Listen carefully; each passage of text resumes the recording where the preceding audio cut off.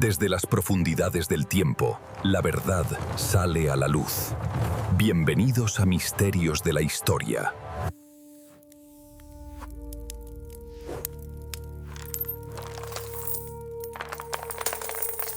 Capítulo 1. El harén de Roma. Había un secreto que Roma nunca quiso admitir. El imperio más poderoso de la historia antigua no cayó en los campos de batalla. No cayó bajo la espada de ningún rey extranjero.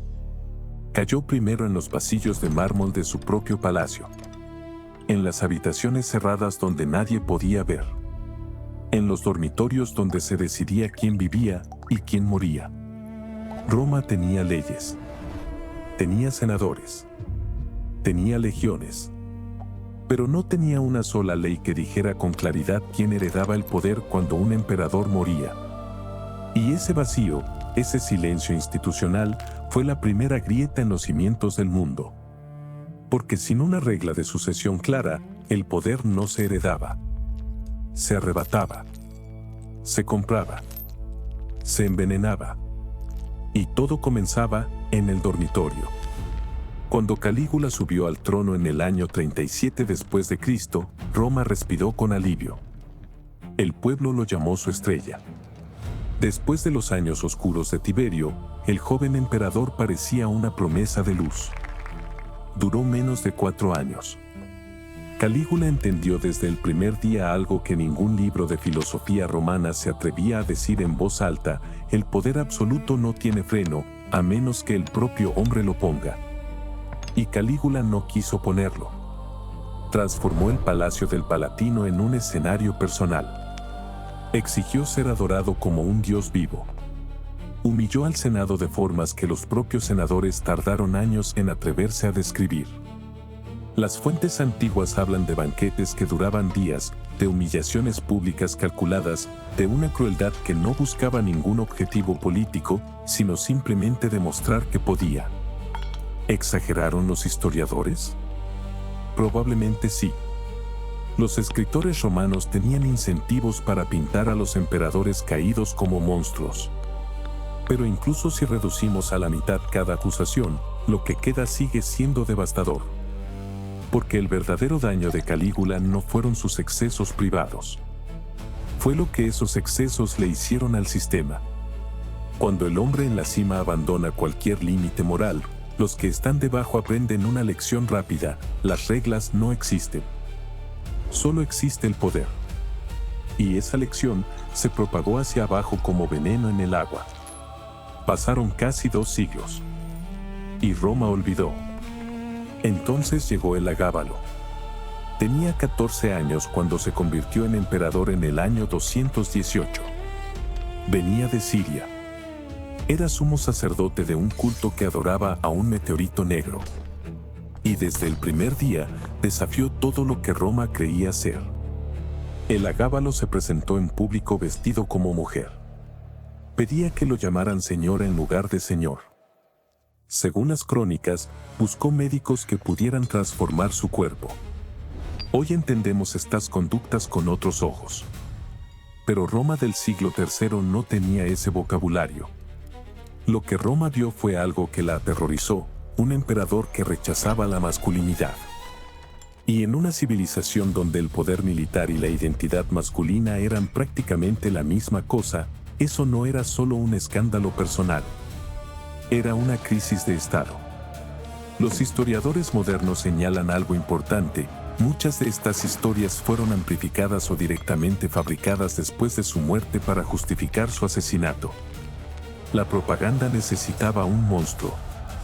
Y el Agábalo, con sus costumbres extranjeras y su desprecio por las convenciones romanas, era el candidato perfecto. Pero aquí está la trampa: no importa si las historias eran ciertas. Importa que Roma las creyó. Importa que el Senado las usó. Importa que la Guardia Pretoriana lo asesinó a los 18 años, arrastró su cuerpo por las calles y lo arrojó al Tíber. El Palacio Imperial había dejado de ser el centro del orden. Se había convertido en el centro del caos. Pero seríamos injustos si solo habláramos de emperadores. Porque en esas mismas habitaciones oscuras del Palatino, Había mujeres que entendieron algo antes que nadie: el poder formal pertenecía a los hombres. Pero el poder real estaba en otra parte. Livia Drusila, esposa de Augusto, es quizás el ejemplo más fascinante. Mientras su marido construía el principado, Livia construía algo diferente: una red de lealtades, de favores, de informaciones. Sobrevivió a Augusto. Influyó en Tiberio. Vivió hasta los 86 años en una Roma que oficialmente ignoraba el poder de las mujeres. Agripina la Menor fue más lejos. No se conformó con influir. Quiso controlar. Maniobró durante años para colocar a su hijo Nerón en el trono, desplazando rivales con una frialdad que dejaba sin palabras a sus contemporáneos. El foro debatía. El Senado votaba. Las decisiones reales se tomaban en conversaciones que nunca quedaron escritas. Cuando el poder real se desplaza de las instituciones públicas hacia las conversaciones privadas, cuando las decisiones de Estado se toman en dormitorios y no en el foro, el sistema se vuelve frágil de una forma que ningún ejército puede defender. Porque los ejércitos pueden defender fronteras. No pueden defender secretos. Y entonces llegó Cómodo. El año 180 después de Cristo marcó el fin de lo que los historiadores llaman la era de los 5 emperadores buenos: Nerva, Trajano, Adriano, Antonino Pío, Marco Aurelio. 5 décadas de gobierno competente. 5 décadas en que el Imperio Romano alcanzó su mayor extensión y su mayor estabilidad. Marco Aurelio, el filósofo en el trono, el hombre que escribía sobre el deber y la virtud mientras dirigía legiones, murió en el año 180. Y cometió el error de su vida: dejó el poder a su hijo. Cómodo tenía 18 años. Y desde el principio quedó claro que no tenía ningún interés en gobernar. Lo que le interesaba era el Coliseo. Se hizo llamar Hércules reencarnado. Se pintó con la piel de león. Bajó personalmente a la arena para combatir contra gladiadores que, por supuesto, recibían instrucciones de no herirlos seriamente. Y mientras esto ocurría, el Imperio Romano esperaba. Las fronteras sangraban. La burocracia se corrompía. El tesoro imperial fluía hacia los espectáculos. Cómodo fue asesinado en el año 192, estrangulado en su baño por un luchador contratado por su propio entorno. Pero el daño ya estaba hecho. No era el daño de un mal emperador. Era algo peor: era la demostración de que el trono podía sobrevivir sin un gobernante real. De que el sistema continuaba funcionando, o fingía funcionar, incluso cuando el hombre en el centro estaba completamente ausente. Y si el sistema podía sobrevivir sin el emperador, entonces cualquiera podía ser emperador. Capítulo 2. El veneno en la copa. Imagina que cada vez que llegas al trabajo, tu jefe ha sido asesinado. Imagina que esto ocurre 50 veces en 50 años. Eso fue Roma entre el año 235 y el año 284 después de Cristo. 50 emperadores. 5 décadas. Un trono que se había convertido en la sentencia de muerte más rápida del mundo antiguo. Los historiadores llaman a este periodo la crisis del siglo III. También lo llaman la anarquía militar. Pero ningún nombre captura realmente lo que fue el momento en que Roma dejó de ser un estado y se convirtió en un campo de batalla permanente entre hombres que querían el poder y morían por él casi de inmediato. ¿Cómo llegó Roma a esto? La respuesta no está en las fronteras. Está en una institución que nació para proteger al emperador y terminó siendo su mayor amenaza. La Guardia Pretoriana fue creada por Augusto como la élite de élites. 9 cohortes de soldados escogidos, mejor pagados que cualquier legionario, acuartelados en Roma misma, a pasos del palacio. Su misión era simple: proteger al príncipe. Durante generaciones, eso hicieron. Más o menos. Pero el año 193 después de Cristo cambió todo. El emperador Pertinax fue asesinado por sus propios pretorianos después de apenas 86 días en el poder. Había intentado reducir sus privilegios. lo pagó con la vida. Y entonces ocurrió algo que los ciudadanos romanos tardaron años en creer que había sido real. Los pretorianos subieron a las murallas de su campamento y subastaron el trono imperial. No es una metáfora. 2 senadores ricos compitieron en la puja. Didio Juliano ganó. Ofreció 25.000 sestercios a cada soldado. El precio del Imperio Romano fue calculado, negociado y pagado en una tarde. Esa tarde, algo murió en Roma. No un hombre, una idea. La idea de que el poder tenía alguna fuente más allá de la fuerza bruta y el dinero. Pero hay una forma de matar que es más antigua que las espadas. Más silenciosa. Más elegante. El veneno no dejaba marcas visibles. No requería valor físico. No necesitaba testigos. Era el arma perfecta para un mundo donde la política se hacía en comedores y dormitorios, no en campos de batalla. Y nadie encarnó ese arte mejor que una mujer cuyo nombre apenas aparece en los libros de historia. Locusta. Gala de origen. Experta en botánica. Conocedora de cada planta, cada hongo, cada sustancia que la naturaleza ofrecía para acabar con una vida humana de forma que pareciera natural. Locusta no era solo una envenenadora. Era una profesional del Estado. Agripina la Menor la utilizó para eliminar al emperador Claudio. El método elegido fue un hongo. La muerte fue suficientemente lenta para parecer natural. Suficientemente rápida para que Nerón pudiera subir al trono antes de que nadie reaccionara. Nerón no solo perdonó a Locusta por crímenes anteriores. La recompensó. Le dio tierras. Le dio estudiantes. Le encargó entrenar a otros en su arte. Piénsalo un momento, el Estado romano financiaba una escuela de envenenadores. La siguiente víctima fue Británico, el hijo legítimo de Claudio. El rival natural de Nerón. Locusta preparó el veneno. La muerte fue tan rápida, tan fulminante, que ocurrió en la propia mesa del banquete imperial, frente a testigos.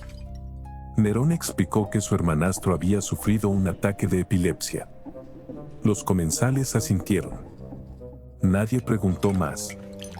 Porque en Roma, a cierta altura del poder, todos sabían que había preguntas que no se hacían. Entre el 235 y el 284, el patrón se repitió con una regularidad devastadora. Un general se proclamaba emperador. Sus tropas lo aclamaban. Marchaba hacia Roma o hacia el frente oriental. Ganaba una batalla o dos. Y entonces, otro general, con otro ejército, con otra promesa de pago, lo eliminaba. El emperador Maximino el Tracio gobernó 3 años. El emperador Gordiano y gobernó 3 semanas. El emperador Pupieno gobernó 99 días antes de ser despedazado por la guardia pretoriana en el propio patio del palacio.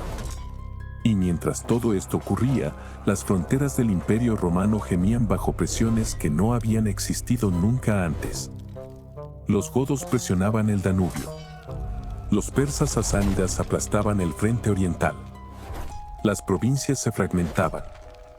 Algunos territorios, hartos de esperar protección que nunca llegaba, simplemente se declaraban estados independientes. El golpe más humillante llegó en el año 260. El emperador Valeriano, liderando personalmente sus tropas contra los persas en la batalla de Edesa, fue capturado. Vivo. Por el rey persa Sapori. Lo que siguió fue una imagen que Roma nunca pudo borrar de su memoria colectiva. Sapori utilizaba a Valeriano como peldaño. Literalmente. Cada vez que el rey persa montaba a caballo, apoyaba el pie en la espalda del emperador romano para subir a la silla. El hombre que era, en teoría, el ser humano más poderoso de la tierra occidental, servía de escalón a un rey extranjero. La invencibilidad de Roma no era una realidad. Era un mito. Y en el año 260, ese mito murió arrodillado en el polvo, en la frontera persa. Lo que la crisis del siglo III hizo no fue solo matar emperadores. Hizo algo más profundo y más difícil de reparar. Destruyó la capacidad de planificar. Un Estado que no sabe quién lo gobernará el año próximo no puede construir acueductos a 20 años. No puede negociar tratados a largo plazo. No puede invertir en legiones que tardarán décadas en formarse. Un Estado que vive de crisis en crisis solo puede sobrevivir al día siguiente. Y sobrevivir al día siguiente, durante 50 años, agotó a Roma de una forma que ninguna guerra exterior podría haber logrado. Cuando finalmente emergió del caos, era un imperio diferente. Más pequeño en espíritu. Más desconfiado. Más frágil en sus cimientos de lo que cualquier mapa podía mostrar. La crisis pasó. Pero las cicatrices quedaron. Y las cicatrices, con el tiempo, se convirtieron en grietas. Capítulo 3. El dinero maldito. Hay una forma de destruir un imperio que no requiere ejércitos. No requiere plagas. No requiere invasiones. Solo requiere una decisión. Repetida miles de veces. Durante décadas. La decisión de mentir sobre el dinero. Roma construyó su economía sobre una base que parecía sólida como el mármol, el denario de plata. Reconocido en todo el mundo conocido, desde Britania hasta Mesopotamia. La moneda en la que todos confiaban porque todos sabían lo que valía. Bajo Augusto, el denario contenía un 95% de plata pura. Era una promesa metálica. Podías sostenerlo en la palma de tu mano y saber exactamente qué tenías. Lo que vino después fue uno de los suicidios financieros más lentos y más documentados de la historia. El problema era una ecuación imposible. El imperio era enorme. Mantenerlo costaba fortunas. Las legiones necesitaban salarios. La burocracia crecía. Y las minas de plata no crecían al mismo ritmo. En algún momento, algún consejero imperial calculó algo que debió parecer, en ese momento, una solución brillante. Si tenemos la misma cantidad de plata, pero fabricamos más monedas, tenemos más dinero. La lógica era impecable. El problema era que era una mentira. Porque el valor de una moneda de plata no lo decide el Estado. Lo decide la confianza de quien la recibe. Marco Aurelio, el filósofo estoico, el hombre que escribía sobre la virtud y el deber, redujo la pureza del denario al 75%. Necesitaba financiar sus guerras en el Danubio. Septimio Severo fue más lejos. 50%. Y entonces llegó Galieno. Y el denario dejó de existir como concepto. Lo que Galieno emitió era, técnicamente, una moneda de cobre bañada en una película de plata tan fina que desaparecía al poco tiempo de uso. El brillo duraba días. Luego quedaba el cobre desnudo. Los ciudadanos romanos no necesitaron economistas para entender lo que estaba pasando. Lo vieron con sus propios ojos.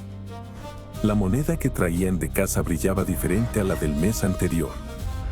El comerciante del mercado la sostenía, la miraba y ponía el doble de precio. Se estima que entre el año 265 y finales del siglo III, los precios aumentaron un 1000%. Un 1000%. Los ahorros de una vida entera se evaporaban. Los comerciantes rechazaban las monedas nuevas y exigían oro, plata real o directamente bienes físicos. La economía más sofisticada del mundo antiguo retrocedió siglos en pocas décadas. El truca regresó. No como curiosidad histórica, como necesidad cotidiana.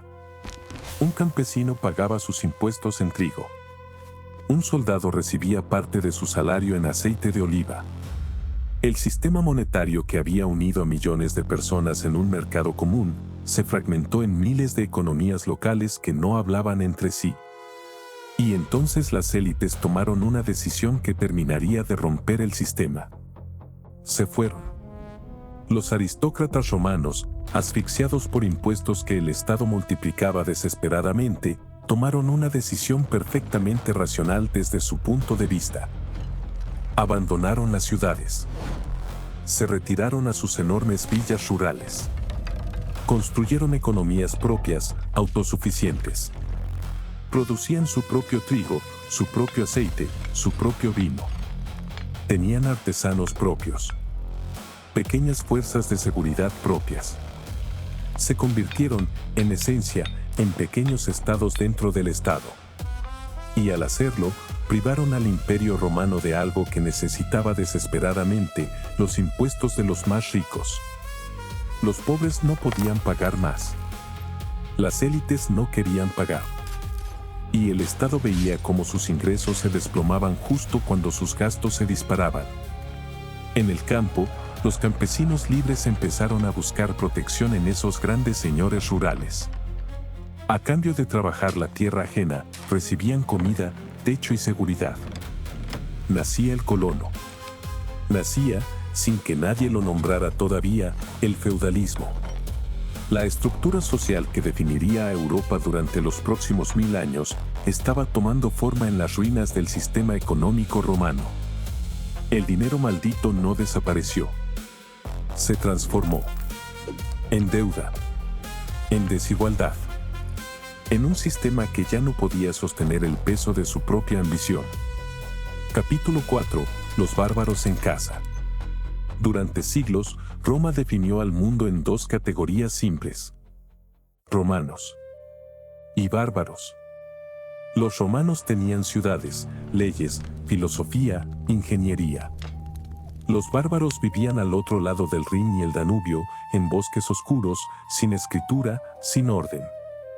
Era una distinción cómoda. Y durante mucho tiempo fue militarmente útil. Pero llegó un momento en que Roma necesitó a esos bárbaros. Los necesitó para sobrevivir. Los incorporó a sus legiones por miles, por decenas de miles. Les dio tierras. Les dio rango. Les dio poder.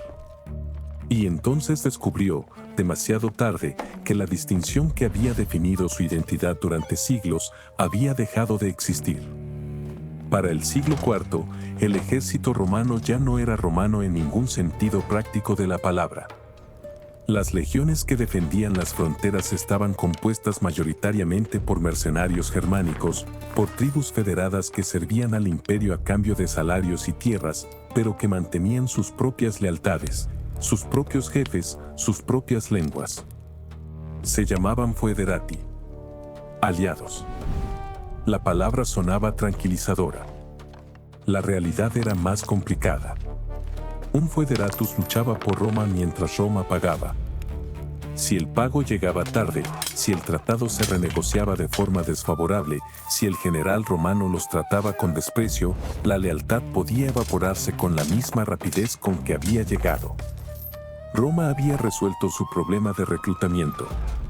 Pero había creado algo más difícil de gestionar: un ejército que no compartía la identidad del Estado que defendía. Y algunos de esos bárbaros ascendieron muy alto. Estilicón era vándalo de origen. Llegó a convertirse en el hombre más poderoso del Imperio de Occidente, regente efectivo del joven e incompetente emperador Honorio. Era también, posiblemente, el único general capaz de mantener unido lo que quedaba del Imperio Occidental. Derrotó invasión tras invasión. Negoció cuando no podía ganar. Durante años, fue el muro que se interponía entre Roma y el colapso. Y en el año 408 fue ejecutado. No por sus enemigos. Por el propio Honorio, convencido por consejeros que veían en el origen bárbaro de Estilicón una traición en potencia. El orgullo romano, ciego y tardío, encontró a su chivo expiatorio perfecto en el hombre que más había hecho para salvar Roma. Las consecuencias fueron inmediatas y catastróficas. Miles de soldados germánicos que servían en el ejército romano desertaron en masa. ¿A dónde fueron? A unirse a Alarico. Alarico es quizás el personaje más malinterpretado de toda la historia romana. Se le recuerda como el bárbaro que saqueó Roma. El enemigo definitivo. La encarnación de todo aquello contra lo que Roma había luchado durante siglos. La realidad es más irónica y más trágica. Alarico no quería destruir Roma. Quería pertenecer a ella. Había servido en el ejército romano. Había combatido bajo estandartes romanos. Y lo que pedía, durante años, una y otra vez, era ser reconocido oficialmente como general del imperio. Un título. Un rango. Un lugar legítimo dentro del sistema que tanto había servido. La corte de Honorio, encerrada en Rávena detrás de sus pantanos protectores, se negó. Una y otra vez. Por orgullo. Por incompetencia. Así que Alarico marchó sobre Roma. 3 veces. En el verano del año 410, sus tropas entraron por la Puerta Salaria. El saqueo duró 3 días. Alarico ordenó respetar las iglesias cristianas. Los civiles que se refugiaron en ellas sobrevivieron en su mayoría. No fue la orgía de violencia que el imaginario posterior construyó. Pero el significado simbólico fue devastador. Por primera vez en 800 años, Roma había caído. San Jerónimo, uno de los intelectuales más importantes de su época, escribió desde Belén cuando recibió la noticia. No encontró palabras académicas. Escribió que la ciudad que había conquistado al mundo entero acababa de ser conquistada. Y que su pluma se negaba a seguir. El choque psicológico no tiene comparación moderna fácil. Roma no era solo una ciudad. Era la prueba viviente de que el orden humano podía imponerse sobre el caos. Era la demostración de que existía algo llamado civilización. Cuando ese centro cayó, aunque fuera por 3 días, algo se rompió en la mente colectiva del mundo mediterráneo que nunca volvió a repararse del todo. Lo que el año 410 reveló no fue la fuerza de Alarico. Reveló la ausencia de Roma. El corazón del imperio estaba vacío. Las instituciones existían en el papel, pero no en la práctica. El ejército que debía defender la ciudad eterna estaba compuesto por hombres que no se sentían romanos. El emperador que debía liderarla estaba encerrado en un pantano, más preocupado por sus pollos de granja, según cuenta una historia quizás apócrifa pero perfectamente simbólica, que por la suerte de su capital. Roma no cayó en el año 410 porque un ejército bárbaro fuera invencible. Cayó porque el Estado romano había dejado de existir como realidad funcional mucho antes de que cualquier ejército cruzara sus puertas. Los bárbaros no derribaron el edificio. Entraron por las grietas que Roma misma había abierto. Capítulo 5. Dios contra Roma. En el año 312 después de Cristo, 2 ejércitos se enfrentaron en un puente sobre el Tíber. De un lado, Magencio, el hombre que controlaba Roma y se creía invencible dentro de sus murallas. Del otro, Constantino, el general que venía del norte con un ejército más pequeño y una ambición sin límites. Lo que ocurrió esa noche antes de la batalla ha sido contado de 1000 maneras. Una visión en el cielo. Una cruz de luz. Una voz que decía, con este signo, vencerás. Constantino mandó pintar el símbolo cristiano en los escudos de sus soldados. Cruzó el puente. Ganó la batalla. Y el Imperio Romano nunca volvió a ser el mismo. ¿Creyó Constantino realmente en esa visión? Es posiblemente la pregunta más debatida de toda la historia romana. Y la respuesta honesta es que no lo sabemos. Lo que sí sabemos es lo que hizo después. Y lo que hizo después parece el movimiento de un político excepcional más que el de un converso sincero. El Edicto de Milán en el año 313 garantizó la tolerancia religiosa para todos los cultos del imperio. Concedió privilegios fiscales al clero. Financió la construcción de grandes basílicas. Convocó el Concilio de Nicea para presentarse como árbitro supremo de la fe. Todo esto mientras seguía apareciendo en sus monedas como el Sol Invictus, el dios solar pagano. Mientras postergaba su bautismo hasta encontrarse literalmente en su lecho de muerte. Un hombre que no toma el sacramento hasta el último momento de su vida, ¿es un cristiano convencido o un político que entiende el valor de mantener todas las opciones abiertas? La historia no ha cerrado ese debate. Probablemente nunca lo hará. Lo que sí puede medirse son las consecuencias. Cuando Teodosio firmó el Edicto de Tesalónica en el año 380 y convirtió al cristianismo en la religión oficial y exclusiva del imperio, lo que siguió no fue solo una transformación espiritual. Fue una de las mayores transferencias de riqueza de la historia antigua. Los templos paganos fueron cerrados. Algunos destruidos. Y sus bienes, sus inmensas propiedades de tierra, sus tesoros acumulados durante siglos, sus rentas anuales, fueron confiscados. Esta riqueza podría haber estabilizado la moneda.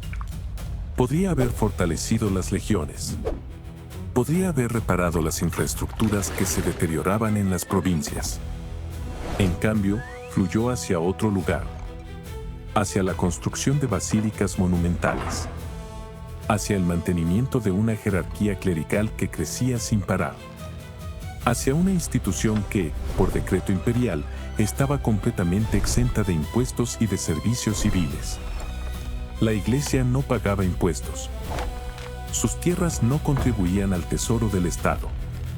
Sus miembros no servían en el ejército ni en la administración civil. El dinero que durante siglos había sostenido la maquinaria de guerra más eficiente de la historia, ahora sostenía catedrales de mármol. ¿Mató el cristianismo a Roma? Edward Gibbon argumentó que la nueva fe había convertido a ciudadanos orgullosos en creyentes humildes que preferían el martirio a la espada, la oración a la batalla, la salvación individual al sacrificio colectivo. Peter Brown, un siglo después, argumentó exactamente lo contrario. El cristianismo no mató a Roma. La salvó. Sin la Iglesia, el colapso del siglo V habría significado el fin absoluto. Con ella, las instituciones, el idioma, la cultura, encontraron un recipiente en el que sobrevivir. Ambos tienen razón.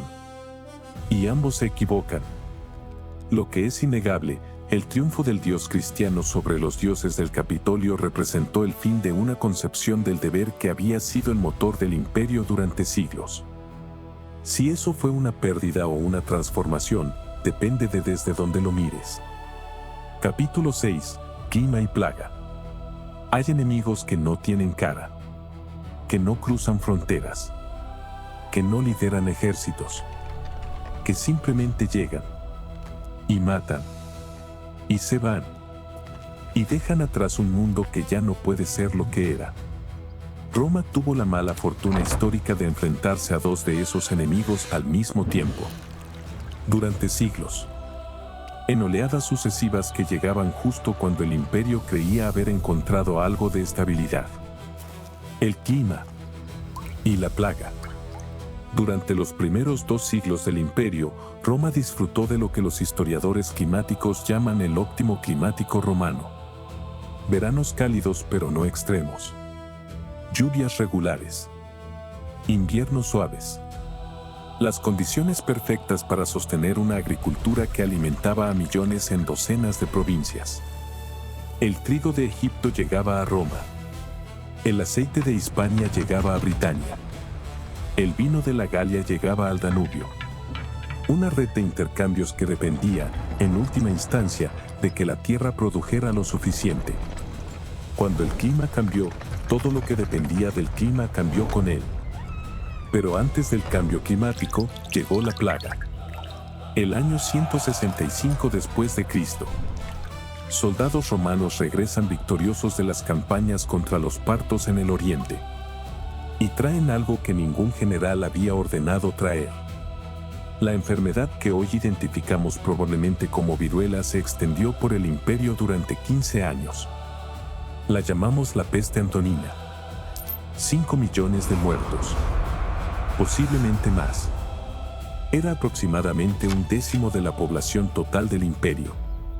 Agricultores, artesanos, comerciantes, soldados. El ejército perdió reclutas que tardó décadas en reemplazar. Las tierras agrícolas perdieron los brazos que las cultivaban. La peste de Cipriano llegó en el año 251. Peor que la anterior.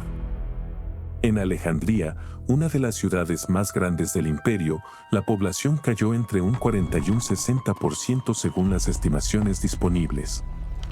No en décadas, en años. Ciudades que habían sido centros vitales de comercio y cultura quedaron semivacías.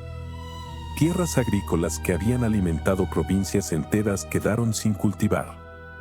La red económica que conectaba el imperio se fue deshaciendo, nodo por nodo, a medida que las personas que la mantenían viva dejaban de estarlo.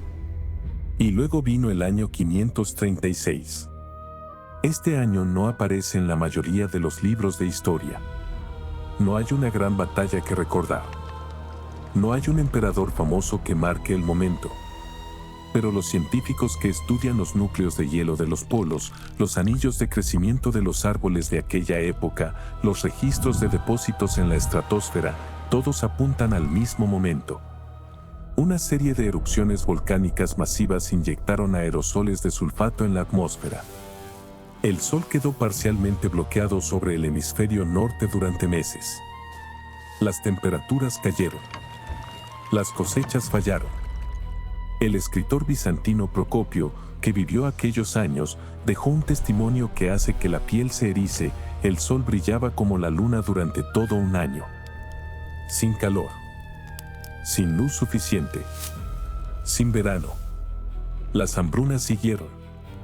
Y sobre las hambrunas llegó la plaga. La peste justiniana comenzó en el año 541. La misma enfermedad que en el siglo XIV mataría a un tercio de Europa. En el siglo VI mató posiblemente a la mitad de la población del Mediterráneo oriental. El imperio bizantino, que bajo Justiniano había comenzado la reconquista de los territorios occidentales perdidos y había compilado el código jurídico que reorganizaría el derecho de todo Occidente, quedó destruido como potencia militar. No por un enemigo humano. Por una bacteria.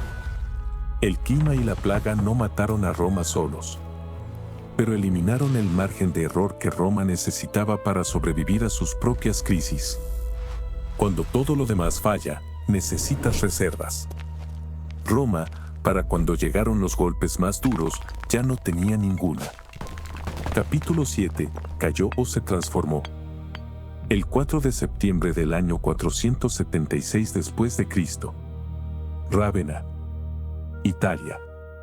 Un joven de nombre irónico, Rómulo Augustulo, lleva el nombre del fundador mítico de Roma y el título honorífico del primero de sus emperadores. Y en esta tarde de septiembre entrega las insignias imperiales a un general bárbaro llamado Odoacro. No hay batalla. No hay discurso memorable. No hay un último gesto heroico. Simplemente, un hombre joven entrega una corona. Y el Imperio Romano de Occidente deja de existir. Odoacro, curiosamente, no reclama el título de emperador. Lo envía todo a Constantinopla. Como diciendo, ya no necesitamos esta ficción aquí. Que la guarden ustedes. Y ahí está ya, en ese gesto, la pregunta que ha obsesionado a los historiadores durante 15 siglos. ¿Cayó Roma? ¿O simplemente cambió de forma? Porque mientras Rómulo Augustulo entregaba su corona en Rávena, en Constantinopla otro hombre se llamaba a sí mismo Basileus Romaion, emperador de los romanos. Y no lo decía como metáfora. Lo decía como hecho. El imperio que hoy llamamos bizantino, que los propios bizantinos nunca llamaron así porque ellos simplemente se consideraban romanos, continuó existiendo durante casi 1000 años más. 1000 años. El derecho romano se aplicaba en sus tribunales. El griego había reemplazado al latín como lengua oficial, pero las estructuras institucionales, el ceremonial, la concepción del poder imperial, todo venía en línea directa de Augusto, de Trajano, de Marco Aurelio. Las murallas de Constantinopla resistieron asedio tras asedio durante un milenio.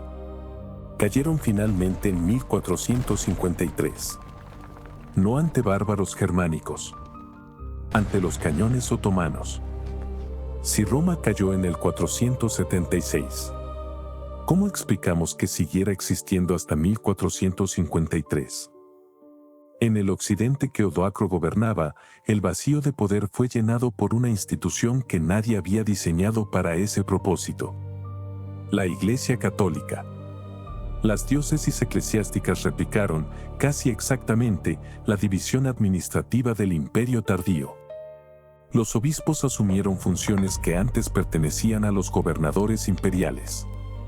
El latín, que había dejado de ser el idioma de los soldados, se convirtió en el idioma de los documentos, los tratados, el pensamiento. El Papa asumió una autoridad moral y política que en muchos aspectos emulaba la del César. No con legiones, con algo más duradero, con la legitimidad espiritual en un mundo que había perdido toda otra forma de legitimidad. La Iglesia no fue el sustituto de Roma. Fue la continuación de Roma con otros medios. El Código de Justiniano, compilado en el siglo VI, sistematizó siglos de jurisprudencia romana en un corpus que se convirtió en el ADN jurídico de Europa. Conceptos que hoy damos por sentados: la presunción de inocencia, el derecho de propiedad, la distinción entre derecho público y privado, el principio de que la ley debe ser igual para todos, vienen de ahí. De juristas romanos que pensaron estos problemas hace 2000 años. Cuando un tribunal europeo dicta sentencia hoy, está aplicando, en alguna medida, el pensamiento jurídico de Roma. ¿Y las lenguas? El latín vulgar que hablaban los legionarios, los comerciantes, los campesinos del imperio, no murió con Roma. Mutó. Se diversificó. Se transformó en el español, el portugués, el francés, el italiano, el rumano. Cuando hablamos español, cuando pronunciamos cualquier palabra de origen latino, somos, en ese momento, ciudadanos del Imperio Romano. No metafóricamente, filológicamente. Peter Brown argumenta que lo que ocurrió en el siglo V no fue una caída. Fue una transición. Una antigüedad tardía que transformó gradualmente las estructuras romanas en algo nuevo sin romper completamente con lo anterior. Brian Ward Perkins llega con los datos arqueológicos y dice: espera. En Britania, la producción de cerámica de calidad desapareció completamente después del año 400. En las ciudades del norte de Italia, el tamaño promedio del ganado cayó dramáticamente. Los registros escritos se vuelven escasos. Algo se rompió. Algo que la gente que lo vivió experimentó como una pérdida real, concreta, cotidiana. Menos comodidad. Menos seguridad. Menos capacidad de planificar el futuro. Ambos tienen razón. Y eso es lo más fascinante. Roma cayó y se transformó al mismo tiempo. Cayó como estructura política de Occidente. Se transformó en todo lo demás. Hay una pregunta que vale la pena hacer antes de terminar. ¿Por qué nos importa Roma? No como ejercicio académico. ¿Por qué en el siglo XXI, en un mundo de teléfonos inteligentes e inteligencia artificial, la historia de un imperio que colapsó hace 1500 años todavía llena bibliotecas, documentales, debates? Porque Roma no es historia pasada.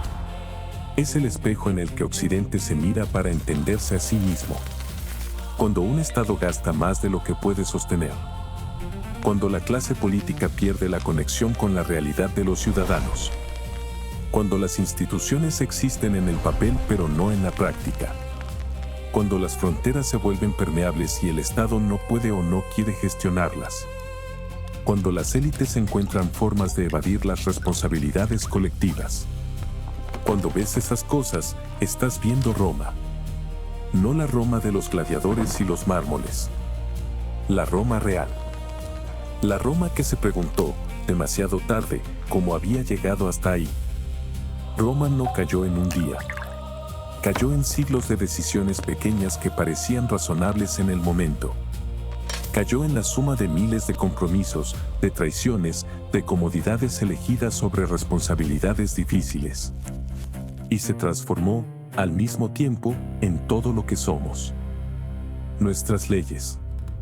Nuestros idiomas. Nuestra forma de organizar el poder.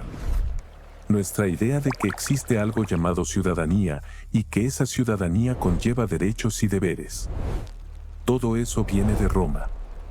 Seguimos viviendo en sus ruinas. Seguimos hablando su idioma. Seguimos aplicando sus leyes. Roma no cayó.